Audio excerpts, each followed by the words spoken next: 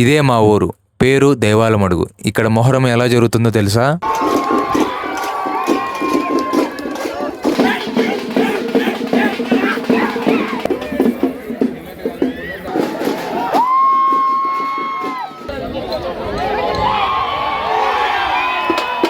Hi guys, అందరికీ నమస్కారం. అందరూ ఎలా ఉన్నారండి? అందరూ బాగున్నారా? అందరూ బాగుండాలని కోరుకుంటున్నాను.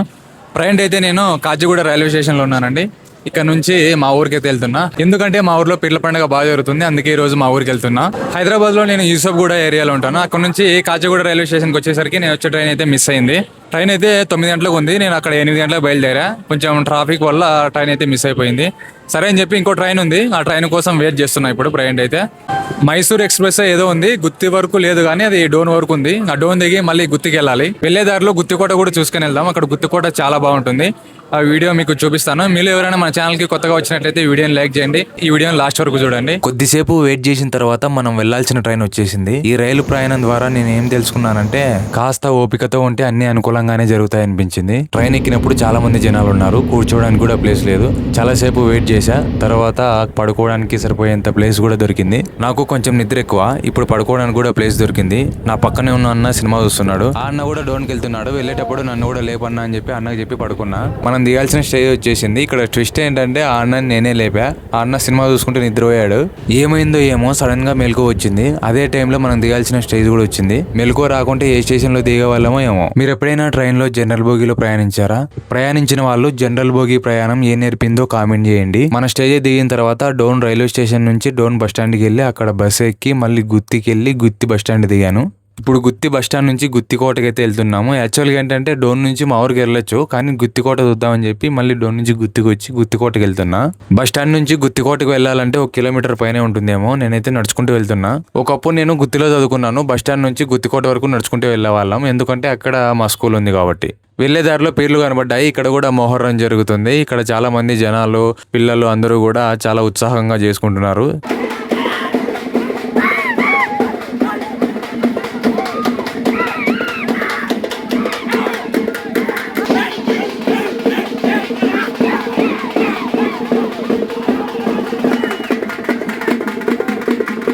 గుత్తిలో చాలా చోట్ల మొహరం జరుగుతుంది. ఇక్కడ చూడండి ఎంతమంది జనాలు ఉన్నారు.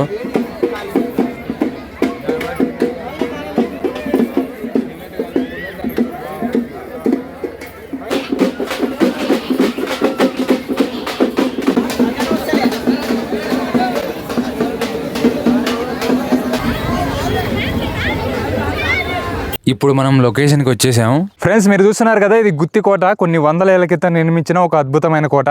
పైకి వెళ్ళి చూద్దాం. కోట అయితే చాలా బ్యూటిఫుల్ గా ఉంటుంది. ఈ కోటకి సంబంధించిన ఫుల్ వీడియో మన ఛానల్లో త్వరలో రిలీజ్ అవుతుంది. కోట చాలా అద్భుతంగా ఉంటుంది. ఫుల్ వీడియో అస్సలు మిస్ అవ్వకండి. గుత్తి నుంచి బయలుదేరి మా ఊరికి వచ్చా. ఇదే మా ఊరు, అందమైన చిన్న పల్లెటూరు. మీకు ముందే చెప్పే కదా, మా ఊరు పేరు దేవాలమడుగు. మా ఊర్లో ఏ పండగైనా అందరం కలిసి మెలిసి ఆనందంగా జరుపుకుంటాం. ముఖ్యంగా చెప్పాలంటే మా ఊర్లో మొహర్రం, వినాయక చవితి, సంక్రాంతి ఈ పండుగలు బాగా జరుపుకుంటాం. మాది చిన్న పల్లెటూరు అయినా ఏదైనా ఫెస్టివల్ జరిగితే సంబరాలు ఆకాశాన్ని అంటే విధంగా ఉంటాయి. మా ఊర్లో మొహర్రం సందడి కొద్ది రోజుల పాటు కొనసాగుతుంది. మా ఊర్లో జరిగే మొహర్రంకు ప్రతి సంవత్సరం చుట్టుపక్కల ప్రాంతాల వారు కూడా వస్తూ ఉంటారు.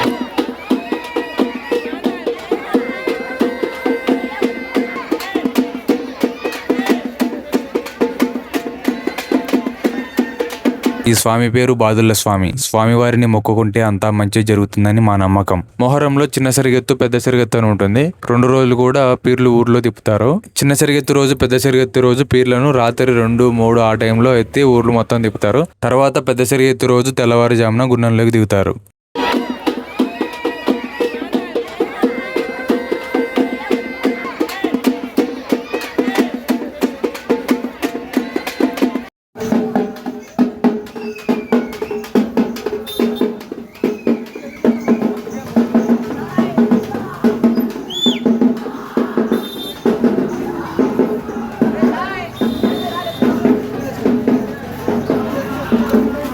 ఈసారి మా ఊర్లో మొహరంకు మరింత ఉత్సాహం వచ్చింది. పెద్ద బాదుల స్వామి, చిన్న బాదుల స్వామి అని ఉంటారు. పెద్ద బాదుల స్వామి మా ఊర్లో ఉన్నారు, చిన్న బాదుల స్వామి వేరే ఊర్లో ఉంటారు.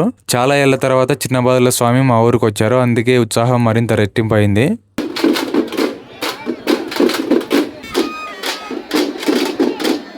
పెద్ద సరిగెత్తు రోజు సాయంత్రం పీర్లు ఏటికి పోతాయి. ఈ విధంగా మా ఊర్లో మొహర్రం జరుగుతుంది. వీడియో నచ్చితే లైక్ చేయండి. త్వరలో గుత్తికోట వీడియో కూడా రిలీజ్ అవుతుంది. ఇలాంటి వీడియోస్ కోసం మన ఛానల్ని సబ్స్క్రైబ్ చేసుకోండి. నెక్స్ట్ వీడియోలో మళ్ళీ కలుద్దాం. Thank you.